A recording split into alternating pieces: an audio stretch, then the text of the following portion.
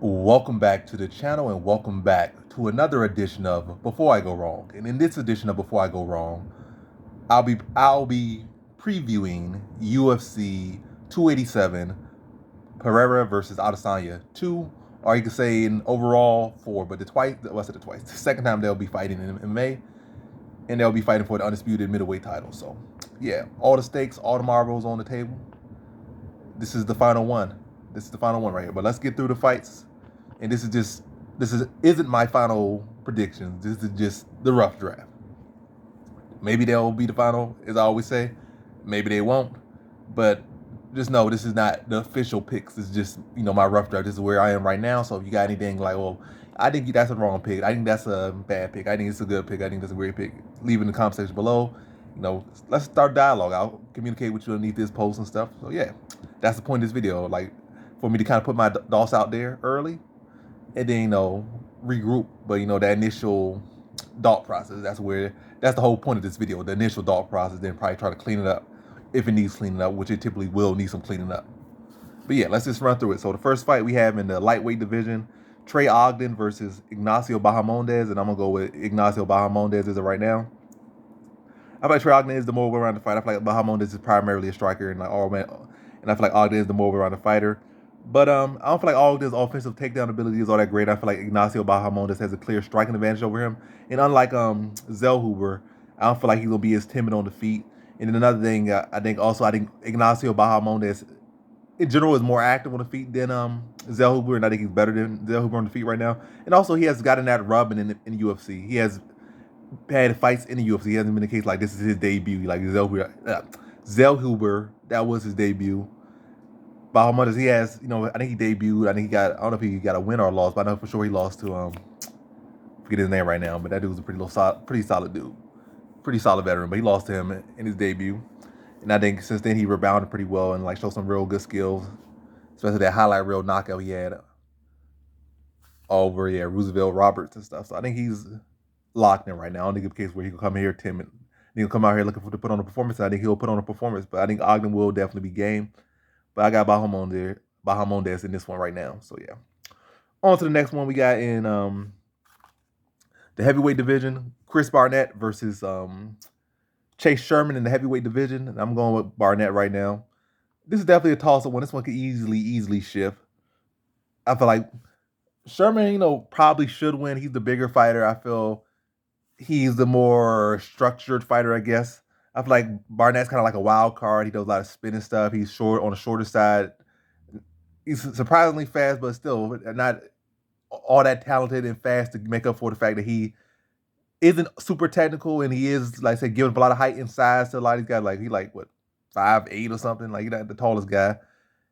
And yeah, he like give a lot of things. And like, he has a traditional jab or traditional skills like overhands and spinning kicks. So, but again, surprisingly fast. But I guess again, like, you're not weight wise, he's a true heavyweight and whatnot. But frame wise, he kind of like a smaller guy carrying a lot of weight.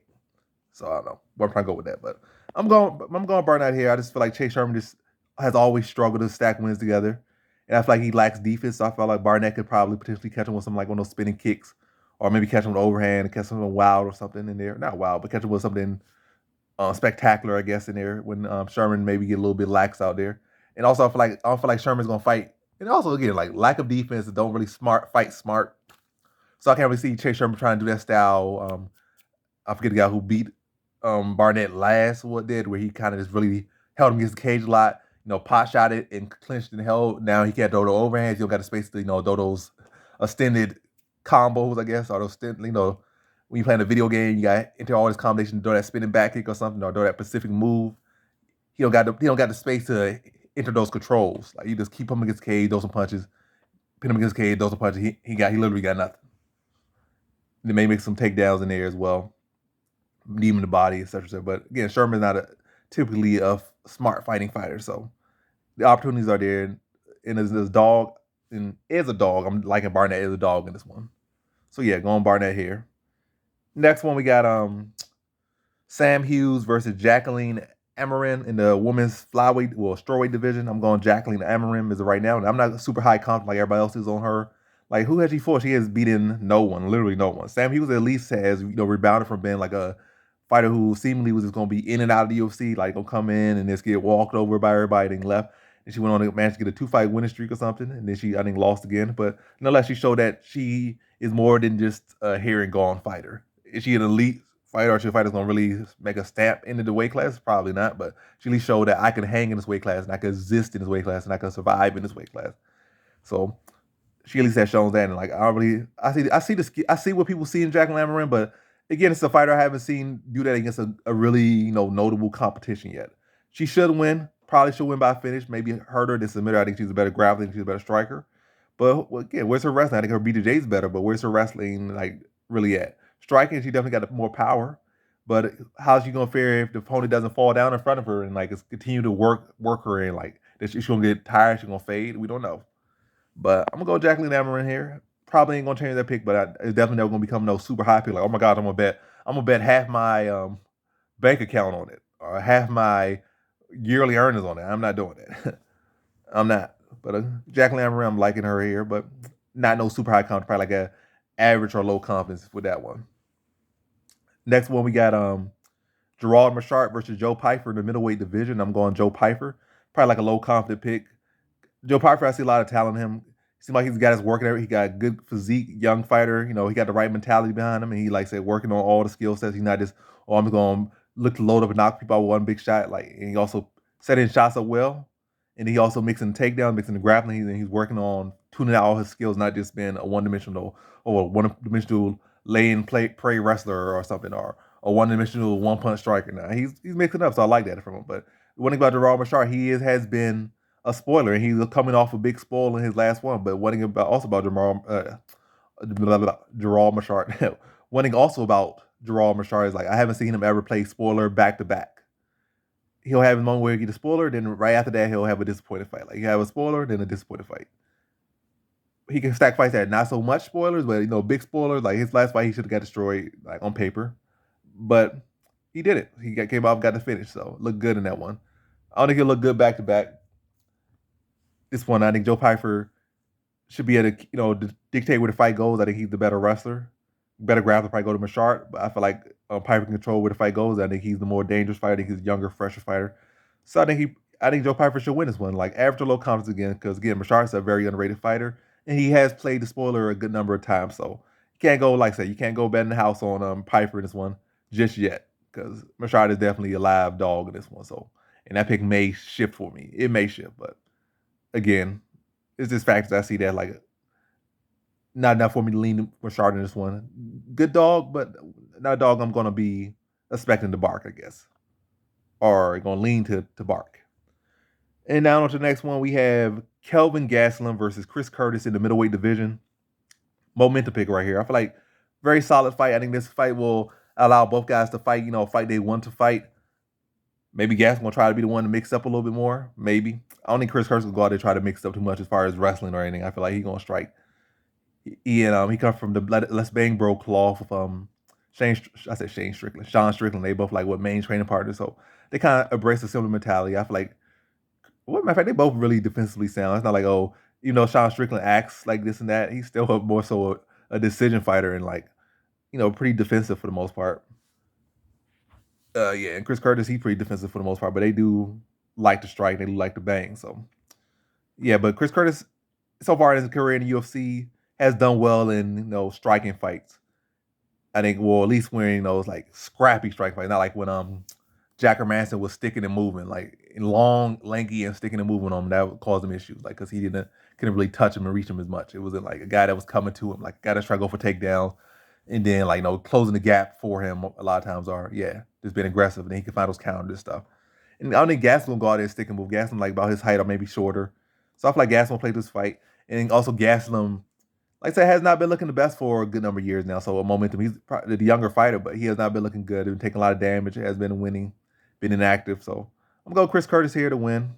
Probably like average or low confidence, just given the fact that this is not like he going with a fighter that got warm around the gas or a guy who's primarily a wrestler, and then he could have shut his takedowns down and he could just strike him. Like Gastelum was a very solid fighter, and at one point he was a very dangerous fighter. And to this point, at this very moment, Gastelum's still a very dangerous fighter, and he can like surprise you in this fight with Chris Curtis. So it's like again, you can't bet the house on Chris Curtis. I feel in this one, but I do like him in a striking matchup. I feel like he's definitely far more defensive. I don't like his activity rate, but he's definitely far more defensive than Gaslam. Gaslam defense a lot of time in his career has been his chin. And I just feel like Chris Gert's gonna fight the cleaner, more composed game. Does he stop him? Probably not, because Gaslam has not been stopped. But maybe he'll be the first to do it as far as in the UFC. As far as punching, like Hermanson submitted him, Weidman submitted him, but as far as knocking him out, I don't know about the confidence in that and Chris Curtis to do that. Definitely capable, but I don't know about the confidence in that. And I know for sure Chris Curtis isn't going to go out there and grapple him and submit him. So, hey, if he does that, kudos to him, but highly not likely. But yeah, go on Chris Curtis here, just the cleaner overall striker. Just don't like the activity, but cleaner overall striker, more defensive, probably land some clean counters, probably the better, more active, more fundamental jab, and beating Gaslam to a decision. So, yeah, that's that one. Next one we got in the featherweight division, Steve Garcia versus Shayleigh Nuanderbeek, and I'm going Shayleigh Nuanderbeek here for the moment. Let's be honest, this pick probably not changing. I don't really like Steve Garcia's style. I feel like striking be so sloppy a lot of times. Chin just be up in the air. He get caught and keep doing the same exact thing over and over and over and over again. Like, I just don't like the guy's style.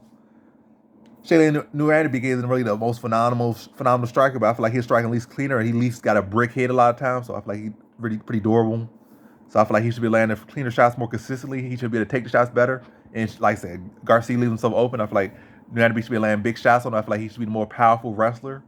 Garcia probably been a better submission grappler, but I feel like Nuanderbeek should be able to shut down his jiu-jitsu, put him on his back, probably crack him with big shots, put him on his back, maybe put him out of there, maybe decision. But either way, I'm liking Nuanderbeek more in this one.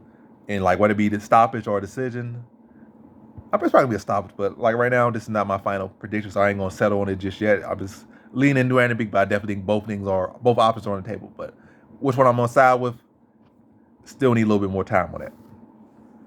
Now the next one we got in the women's strawweight division, we got Michelle Waterson versus Luana Pinheiro, and I got Luana Pinheiro here. Probably this is probably not gonna change, but yet another pick you can't really bet the house on. Yes, Michelle Waterson is aging and like only getting older and whatnot, but it's not like Luana Pinheiro has shown like to really be this breakout star just yet. Like she came, like she was looking like this, looking like that. Then she what's her name? She fought chick that's occasionally a redhead. I'm forgetting her name right now. I know exactly who she is. I know exactly her fighting style and her wins, her losses.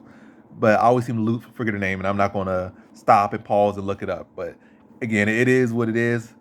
But I got to go, Luana Pinheiro here. Don't like how she kind of faded a little bit in that one. Matter of fact, it was like a 1-round fight, and she started to fade. Matter of fact, it was like a 1.5 round, something like that fight. And she started to fade. Like she was doing all this flashy stuff, but just starting to fade. But hopefully, the time off, she worked on her cardio, worked on her pacing, and worked on her striking some more.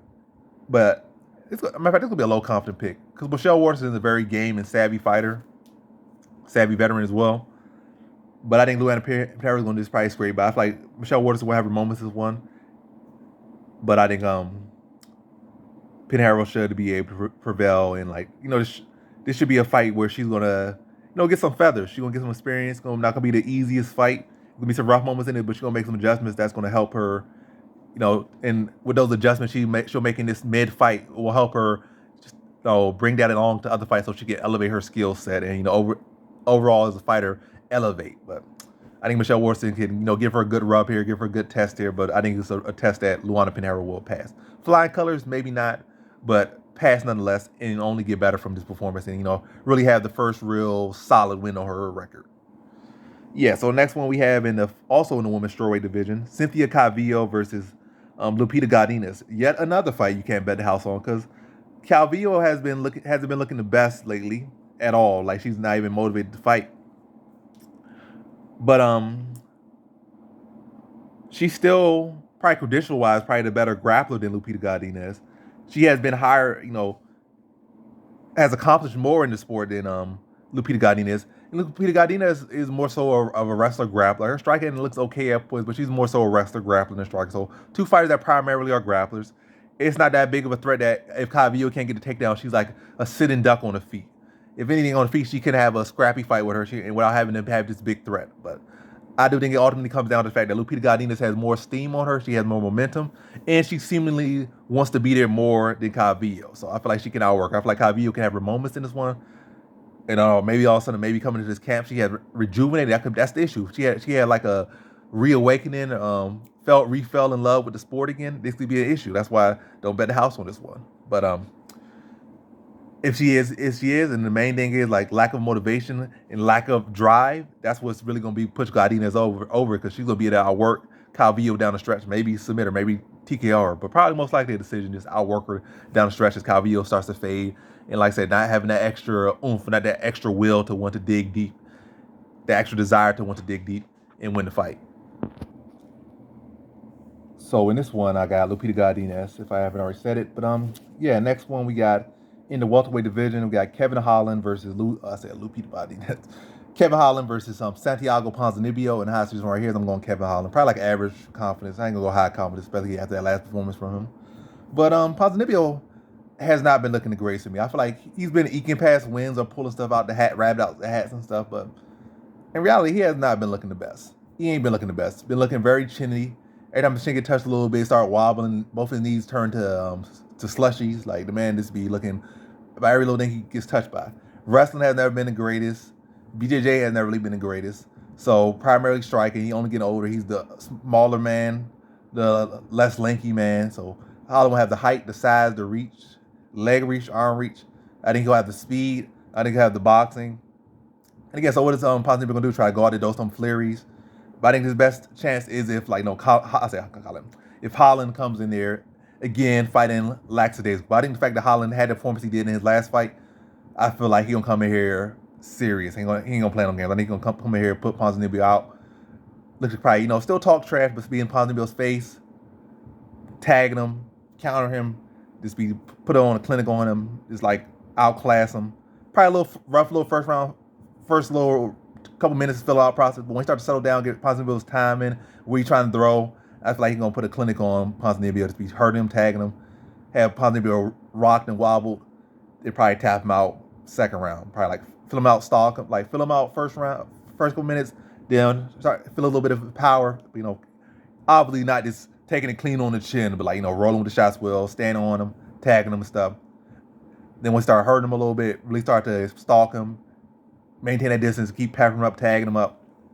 In the second round, Ponzinibbio hurt, wobbled, knees on skates, feet on skates, and then start to probably shoot an ugly shot and just get tapped out second round. So yeah, I did a whole prediction on that one. So that's probably going to ask me my final prediction, like second round sub for Kevin Holland. But yeah, may change. Again, this ain't the final thing, but this is that's likely a final prediction right there.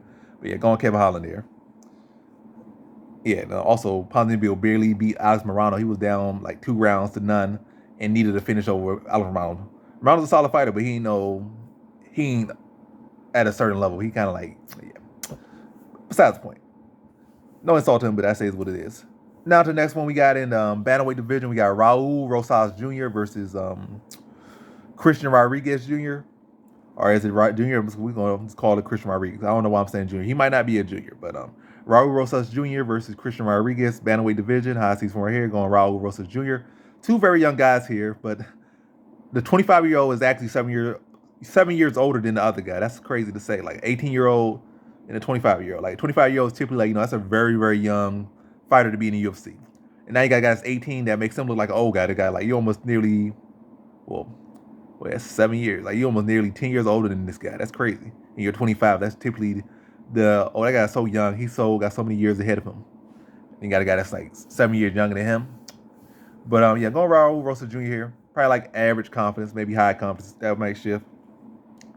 I feel like Christian Rodriguez is a very solid fighter, very talented young fighter as well on his side. But despite being an older fighter, despite being the slightly more experienced fighter, I think Raul Rosas Jr. I think has better wins in my opinion. Hasn't fought as good a competition. Obviously, what he fought JSP or something. What's that dude name he fought? He fought some pretty decent dude. Rodriguez did. Short nose gave him pretty good. He held a pretty good account for himself. But yeah, I think Raul Rosas Jr. is bigger, younger, more talented. Probably not still far from his peak. But ultimately, I think stylistically wise, I think it plays to Raul Rosas Jr. as well. I think it plays well to Raul Rosas Jr. I feel like Rodriguez is a very he'll take risks. Like he'll look to strike more. look to like throw a little bit more flash out there more. He'll attack more submissions, maybe give a position. Where Raul Rosas Jr., I feel like he's very control oriented and very like control over, position over submission type guy. Whereas Rodriguez, I feel he will give up positions to jump on submissions. And I feel like Rosas Jr. is very tough, and he'll probably just exploit that, defend the submission pretty textbook wise if it does occur, and just use that to dominate the top position. Just really put on a grappling heavy, top fight, and just really smother out Christian Rodriguez for taking these risks and just really exploit those. And eventually, just wear him down, of course, the fight, and then tap him out probably later in the fight. But yeah, I got Raul Russell Jr. I feel like I'll take his position, his size, his strength, his creativity, and it's the fact I'll take control over jumping submissions. So going Raul Rosas Jr. in that one. Next one we got in the bantamweight division, Rob Font versus Adrian Yanez. And with this one going Adrian Yanez, probably about average confidence here. Rob Font definitely has fought much better competition. We have all seen Adrian Yanez struggle against, what's his name? The British dude, whose name I'm forgetting right now. We see him struggle against Randy Costa as well. But we see him, Davey Grant and Randy Costa. Like, Randy Costa, obviously, like, no insult to him, but is showing not to be UFC caliber as of right now. At this point in this juncture, this point in his career. Davey Grant, kind of later in his years in the UFC and MMA, but somehow, had reached a new peak in the later years of his career. So, not a bad fighter, a solid fighter, but Adrian Yanez, as good as he's supposed to be, and where his striking is supposed to be, and where he's supposed to be this and that, I feel like he should have still ran through Davey Grant. Should have been a competitive fight, shouldn't have been a close fight, but it was. And again, especially Randy Costa, he should not have been in danger mode against Randy Costa in the first round, and then had to rally. But nonetheless, a win's a win, and you're going to get better from that. Like, it's hey, you had some bad moments in the fights, but you won. That's all that matters. Rob Font looked good in moments in that fight, but he lost in the last fight to Marlon Vera. But I'm going Adrian Yanez. I feel like he's only going to get better. I feel like he's going to keep improving. I feel like Rob Font has peaked, and I feel like a decline is going to start to happen for Rob Font. I still think he's going to be a very solid fighter. I actually think he'll start out this fight very well, but I think similar to the Marlon Vera fight, similar but not exact. I think he'll have a good early start and look good early, maybe through the whole first round, maybe through most of the first round. But I think eventually in this fight, I feel like Yanez will find those openings on the feet, probably time a jab, catch him like an overhand. And I feel like from that point on, Font won't recover it as well. But still be game, probably still let those hands go a little bit more. And still make it competitive. I feel like that drop will at least still around for him like in the first, second round, like whatever happens, or how many times it happens. I think it will take the round over Font. But I think ultimately, Yanez can get a stoppage here. I think probably later in this fight. But I think first round competitive, most likely leaning to Font. But I think eventually Yanez starts to get his timing down and catches Font. So I just feel like he'll be able to catch Font. I think Font wears damage that well. And he's pushing 35. He is 35, which is a bad age for a bantamweight, typically. And coming off a lot of damage. And I still don't feel like he's fully recovered from that damage. And again, I feel like Yanez will be able to find his opportunities in this fight. And I think when he does connect big, I think it will have a big impact on the fight. And ultimately, I think he'll be able to get him out of there in the distance. But I think this will be not relatively, it will be a very competitive fight. But I think damage, once again, will be a big factor in why Font loses. Whether it be a stoppage or a decision, I think it will be a big factor in why he loses. So yeah, Adrian Yanez right now. Next fight we have in the welterweight division, Gilbert Burns versus Jorge Masvidal. I'm going Gilbert Burns here. I feel like Jorge Masvidal he has his path to victory here. He has his path for sure. He definitely has his path to victory here. But I think Gilbert Burns has several paths to victory. I feel like Masvidal, most of his paths to victory might require maybe Burns slowing down, or maybe him shutting Burns' takedowns down, and then outboxing him, especially working behind the jab and stuff, and then he could outbox him maybe. But I feel like Gilbert Burns could definitely touch him with some power. I feel like he, compared to Kamaru Usman and Kobe Covington, he's definitely not as good of a wrestler as those guys, but he is a more explosive, probably more physically aggressive wrestler. Like when he flows on takedowns, slow chain wrestles, and he could combine it with his striking, which he again has much heavier hands than either of those guys. And I feel like he's gonna combine those two together. I feel like and also he has BJJ skills that those guys lack. Really completely lack. They're not really offensive grapplers. Like they have it in their game for sure. It's not like they just don't have no BJJ at all in their game. They definitely have it, but it's kind of more positional. Whereas Burns is like I can kill you with my BJJ. Like I literally could kill you with my BJJ. Like that's what I'm trying to. If you understand what I'm trying to convey, like your Burns is like a true threat in that position. Like it's not just the case I'm gonna control you and hold you down. Like I'm gonna take a limb. I'm gonna choke you out with it at the highest level. So I think Gil Burns could definitely get a sub in here. I'm not gonna say what method I'm leaning to just yet because I'm not really fully settled in. I feel like he could definitely get a submission here. Not really leaning too much to a TKO, but definitely submission or decision, kind of where I'm leaning with this one. And I feel like again I saw Damian able to take his back control for rounds. And I feel like Burns can put him down. Like I said, it's not just a case of him just slowly plotting in this level change. Like he can throw a big shot, have you react and explode like real fast, real strong, and knock you off your feet or take you off your feet. And on the ground, he can control you, work for submissions, heavy ground and pound as well. I think he just wear down. Also, his cardio has been looking sharp. It's not a case of he has been having recent outings where this guy is like he don't have no gas tank. Like he's been training hard, he's motivated, and I don't think he's at this point where he's like, oh, I don't believe I'll be champ. I'm just here to collect the check. He's not at that point. He probably feels he beat Khamzat Chimaev and he has a good case for feeling he beat Khamzat Chimaev. If he got a decision in that fight, it would not be a robbery. So the guy's still very gamey. He still has very good hopes of being a champion. I think Corey Masvidal is kind of relying on, maybe getting one win and then being gifted a title shot. And not even if he does get that title shot, I don't feel like he even fully believes he could win. I just feel like he just rolling dice. Whereas I feel like Gil Burns still has got a true viable shot at being a champion. I feel like Gil Burns will, just be the more well-rounded fighter and the more has more threats and more tools, and I think he should win this one. Whether it's submission or decision, I don't know just yet, but going Burns here. Now to the main event, we have in the undisputed, we have in the middleweight division for the undisputed middleweight title, Alex Pereira versus Israel Adesanya. Two, fourth time in total, but two in MMA. Going Alex Pereira here. I'm gonna go about average confidence. I ain't gonna hide this yet. Well, yeah, I'm gonna go average confidence as of right now. Alex Pereira to beat Adesanya. I just feel like Adesanya, like, you lost him 3 times in reality. And that last fight was your fight to beat him. Like you had, we're doing it was the right time. Like you had been in MMA longer than him. You had came over and like did what you had to do. You were the champion with 5 defenses. You had that one little hiccup when you try to go up and become a double champ. But hey, you were looking real good in MMA.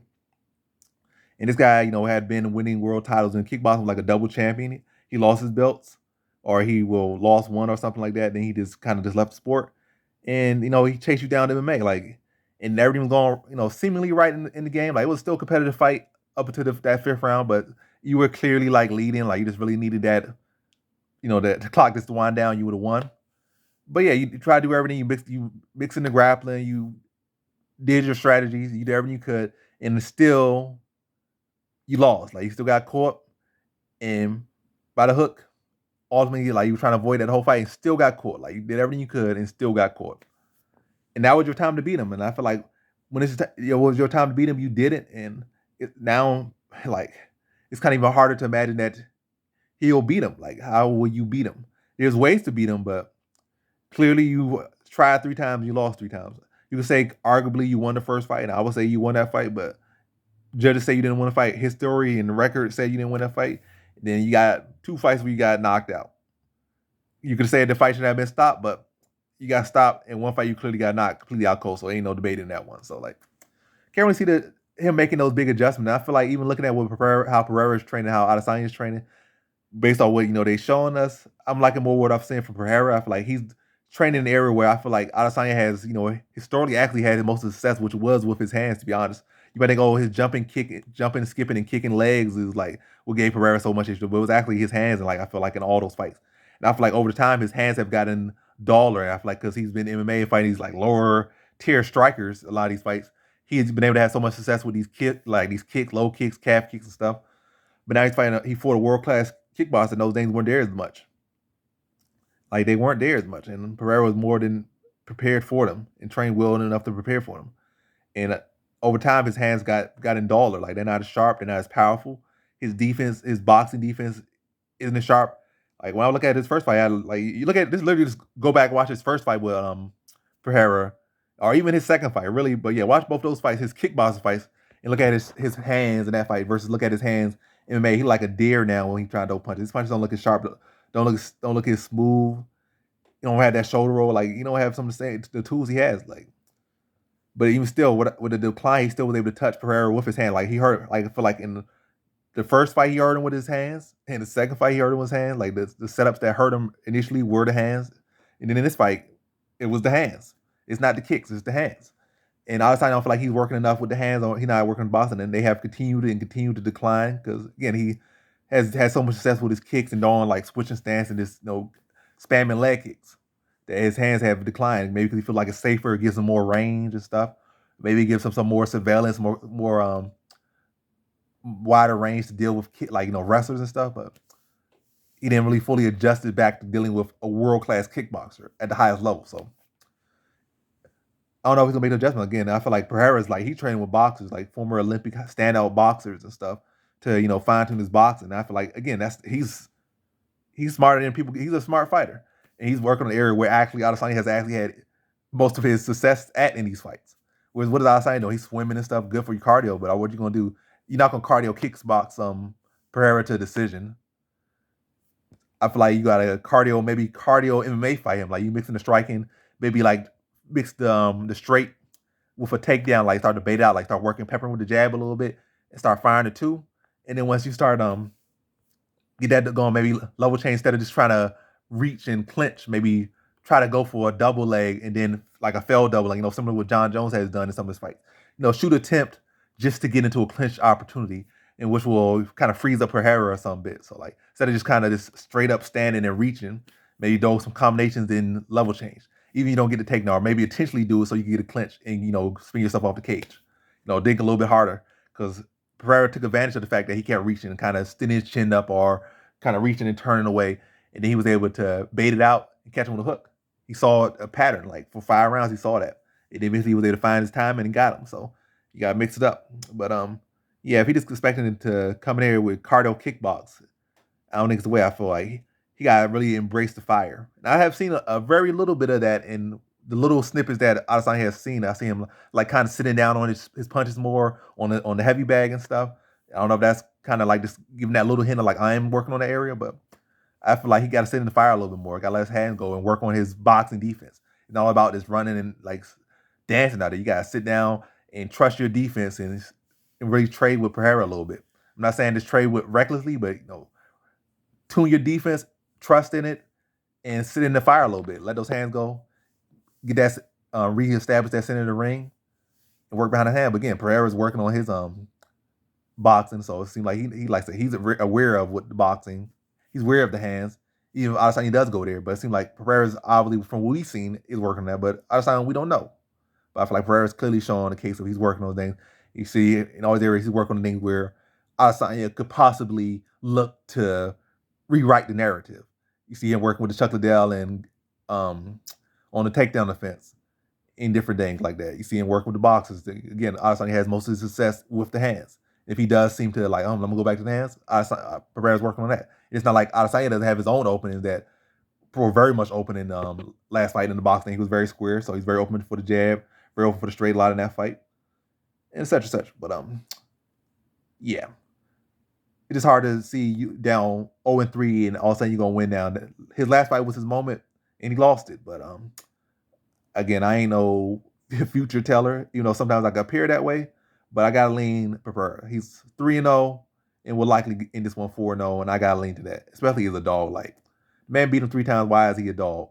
3-0. Why is he a dog? I'm going Pereira here, and I'm likely going in the distance. Probably like a third round TKO, but not my final prediction. But either way, I think if I do like what I'm going to lean to Pereira, but and likely it's going to be like a second or third round TKO is what I'm going to lean to. So yeah, that's the video. Thanks for watching. Like, comment, subscribe, and come back for more videos. Peace.